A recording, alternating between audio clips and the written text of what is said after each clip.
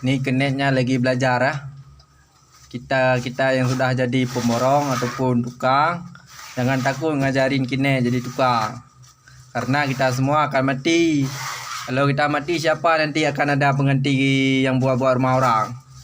Makanya kalau jadi pemborong jangan pelit-pelit ilmunya. Ajari anak-anak muda untuk generasi masa depan, biar ada tukang baru nanti yang membangun rumah. Karena kita nanti akan tua, tenaga akan berkurang. Maka kita didik anak-anak muda yang mau belajar. Karena belajar buat rumah itu ada pahalanya juga, ada pahala sunatnya. Makanya kalau udah jadi tukang jangan sombong-sombong, jangan pelit-pelit sama ilmu. Ajari anak-anak muda. Itu yang bagus taruhnya, jangan rusak. Kalau rata, kasih rata dulu semua 1 kali, baru timpa 2 kali. Untuk 3 kali kasih encer biar jadi.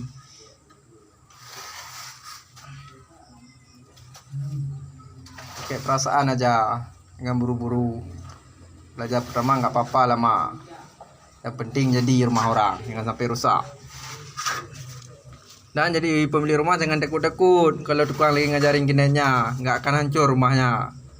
Karena setiap diajari tukang didampingi, kinetnya didampingi oleh tukang. Di mana yang ada kekurangan akan kami perbaiki. Setiap kami ajari pasti kami pantau.